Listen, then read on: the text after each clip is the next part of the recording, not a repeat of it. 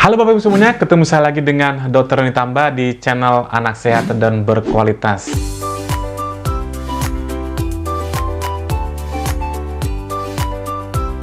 Kali ini saya akan menjawab satu pertanyaan lewat seorang ibu yang mendm saya, "Dok, kira-kira perlu nggak sih bayi saya itu mendapatkan suplementasi vitamin D? Karena saya baca-baca ini bagus banget, terutama karena memang lagi heboh-hebohnya musim COVID ini ya. Itu vitamin D katanya bisa mencegah yang namanya penularan atau meningkatkan sistem imun terhadap virus COVID. Tetapi yang ingin saya buat materi bukan karena COVID-nya, tapi lebih pada kira-kira perlu nggak sih bayi itu diberikan suplementasi vitamin D. Jadi memang ini harus kita kaji mendalam dan kita pahami bersama-sama. Nanti harapannya Bapak Ibu setelah memperhatikan atau menyimak materi ini bisa menyimpulkan sendiri apakah memang bayi Anda perlu disuplementasi atau tidak perlu. Seperti biasa sebelum membahasnya, saya tetap ingin mengucap terima kasih bagi Anda yang sudah rajin menyimak materi-materi kami di channel Anak Sehat dan Berkualitas. Mudah-mudahan semua materi yang saya berikan bermanfaat bagi Bapak Ibu semuanya. Dan bagi Anda Bapak Ibu yang mungkin saja baru menyimak materi-materi kami, jangan lupa ya, klik subscribe-nya, klik tanda lonceng, dan juga boleh di like dan di share kepada semua teman-temannya agar semua orang bisa mendapatkan materi dan manfaat yang sama. Yuk kita mulai pembahasannya.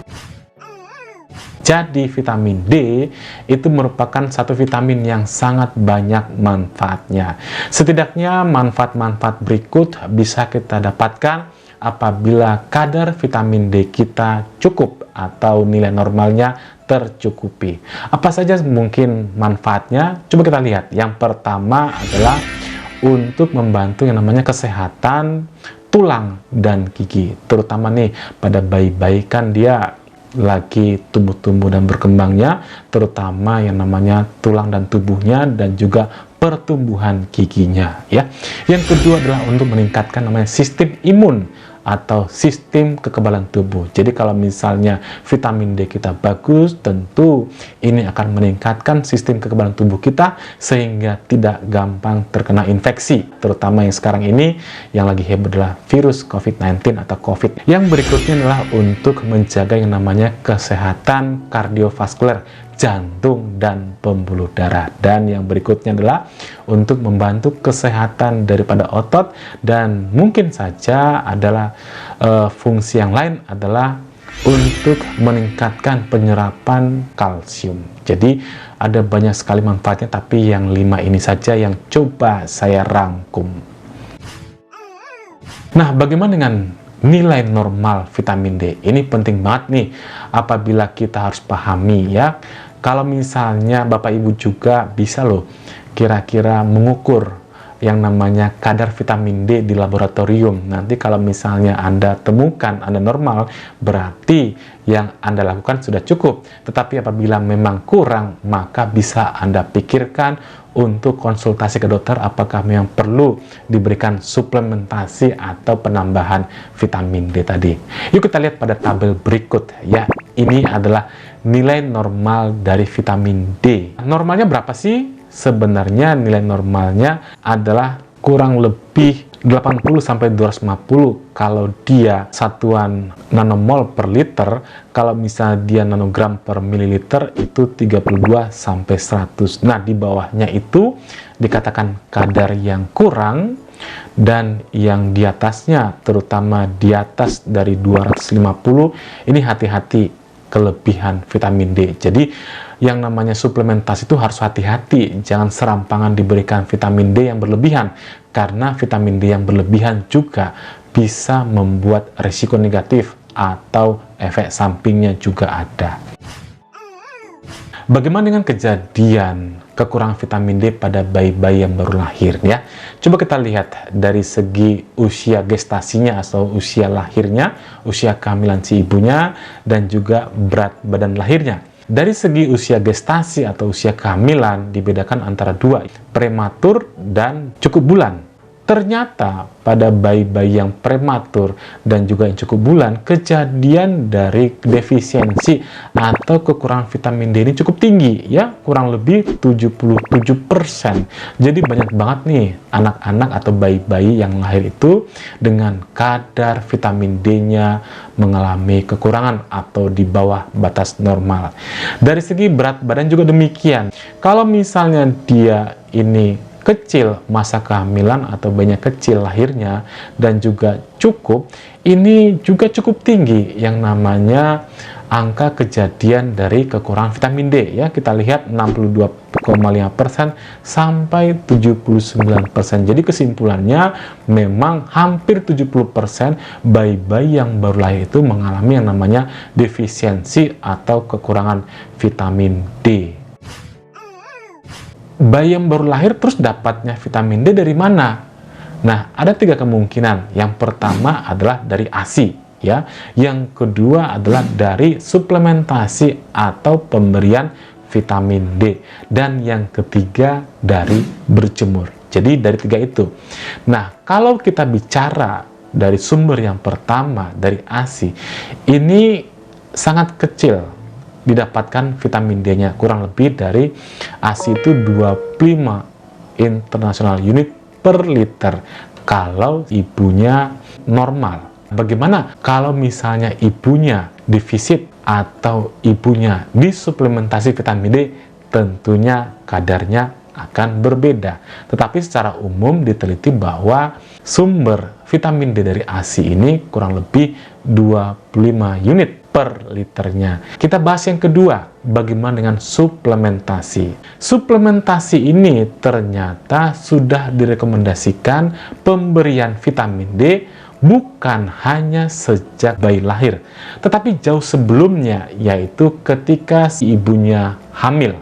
Jadi suplementasi itu diberikan pada ibu hamil, ibu menyusui, dan juga bayi yang menyusu. Bagaimana pemberiannya pada ibu hamil? Dikatakan pemberian pada ibu hamil dibagi 2. Apakah ibu hamil tersebut itu mengalami defisiensi vitamin D atau tidak? Apabila ibu hamil tadi tidak mengalami defisiensi vitamin D, maka suplementasi diperlukan sebanyak 600 unit per hari. Sedangkan jika ibu hamil tersebut mengalami yang namanya defisiensi vitamin D, maka diperlukan suplementasi sebanyak 2000 unit per hari. Tentunya untuk memastikan apakah seorang ibu hamil mengalami defisit atau cukup, ini perlu pemeriksaan laboratorium. Nah, bagaimana dengan suplementasi pada ibu menyusui? Sama. Apakah dia mengalami yang namanya defisiensi atau tidak? Apabila si ibu yang menyusui tadi mengalami defisiensi, maka diberikan suplementasi sebanyak 2000 unit.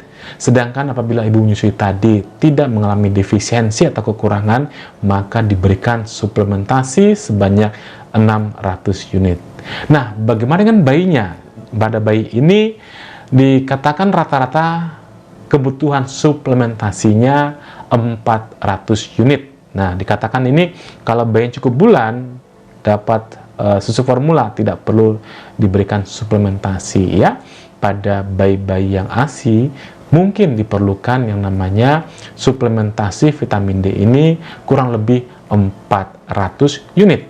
Ini menurut literaturnya. Nah, tadi saya katakan bahwa yang disuplementasi kemungkinan 2. Satu, ibunya yang menyusui tadi, yang kedua si bayinya. Nah, kita lihat di sini, apabila si ibunya disuplementasi atau diberikan vitamin D, itu dapat ternyata meningkatkan kadar vitamin D dalam ASI ibunya. Kita lihat tadi bahwa kalau misalnya rata-rata tadi 25 unit per liter, ternyata setelah ibunya disuplementasi, maka setelah 2 bulan suplementasi itu meningkat bisa sampai 71 unit per liter, dan semakin hari semakin meningkat 79 unit per liter setelah 3 bulan. Jadi memang dengan suplementasi vitamin D pada ibu menyusui ini terbukti bisa meningkatkan kadar vitamin D pada ASI-nya. Coba kita lihat pada grafik berikut. Yang namanya vitamin D apabila dikonsumsi seorang ibu menyusui, itu benefitnya atau manfaatnya pada dua hal. Yang pertama untuk dirinya sendiri, yang kedua untuk bayinya lewat ASI. Nah, pada tabel berikut ini kita coba lihat ya. Nah, kalau misalnya diberikan suplementasi, berapa sih kadar vitamin D pada ibunya? Kalau misalnya yang merah ini kita lihat, si ibunya disuplementasi hanya 400 unit per hari, dan si bayinya diberikan 400 unit juga per hari, maka ternyata vitamin D si ibu cukup bagus ya. Dia hampir rata-rata 80. Sedangkan bayinya meningkat tajam di atas batas normalnya. Artinya cukup efektif apabila si ibunya disuplementasi, maka si ibunya dapat benefit dan bayinya juga dapat benefit. Apabila misalnya si ibunya diberikan 6.400 unit, sedangkan bayinya tidak diberikan, coba kita lihat pada yang grafik warna hijau, juga dia meningkat. Bagaimana dengan kadar vitamin D pada bayinya? Apabila misalnya si ibunya disuplementasi atau diberikan vitamin D 400 unit, dan juga si bayinya diberikan 400 unit, maka kadar vitamin D pada bayi meningkat tajam. Kalau misalnya si ibunya saja yang diberikan vitamin D 6.400, sedangkan si bayinya tidak, maka ini juga sama efektif dan efisiennya. Jadi, ada dua alternatif sebenarnya. Jika kita memastikan atau ingin memastikan kadar vitamin D pada bayi itu cukup, yang pertama dua-duanya disuplementasi. Ibunya diberikan vitamin D, bayinya juga, tapi kadarnya ini lebih rendah. Ibunya 400 unit dan juga bayinya 400 unit. Kalau misalnya kita tidak perlu memberikan pada bayi kita, maka si ibunya yang kita berikan, yaitu 6.400 unit per hari. Jadi dua alternatif tersebut bisa kita pikirkan. Bagaimana dengan berjemur? Nah, ini berjemur harus kita perhatikan baik-baik benefit dan juga efek sampingnya. Nah, menurut American Academy of Pediatry, tidak disarankan menjemur bayi langsung di bawah sinar matahari karena efek negatifnya yaitu sunburn, dan juga efek jangka panjangnya adalah mengakibatkan kanker kulit. Nah, bagaimana menyikapinya? Nah, kalau misalnya si ibunya yang dijemur atau berjemur gitu ya, apa benefitnya? Ternyata kita lihat bahwa jika si ibunya yang berjemur, ternyata dia 78% itu masih mengalami yang namanya defisiensi vitamin D, atau kadar yang namanya vitamin D-nya masih di bawah 50 ya. Jadi sebenarnya ini juga dipengaruhi oleh intensitas daripada sinar matahari. Kalau misalnya di negara kita kan itu sinar matahari ada sepanjang hari, sepanjang masa, sepanjang tahun. Kalau di negara-negara yang negara maju, yang misalnya hanya mengenal musim dingin, musim panas, nah ini kadang-kadang sinar matahari tidak selalu ada sepanjang masa. Nah, ini juga mengakibatkan intensitas vitamin D-nya juga akan terpengaruh oleh karena yang tadi kadar sinar mataharinya dan juga tipe kulitnya, apakah tipe kulitnya itu tipe kulit yang terang atau gelap, dan juga tinggi daripada domisili. Kalau misalnya kita di daerah pantai dengan di pegunungan tentu juga berbeda. Jadi itu Bapak Ibu semuanya saya sudah paparkan. Perlukah vitamin D? Silakan simpulkan sendiri. Saya tidak perlu menyimpulkan karena jawabannya tadi sudah saya berikan. Jika ibu memikirkan ASI-nya itu cukup vitamin D-nya, maka ada dua kemungkinan. Apakah bayinya disuplementasi atau cukup ibunya saja atau dua-duanya. Mudah-mudahan materi bermanfaat bagi kita semuanya. Salam sehat. Dadah.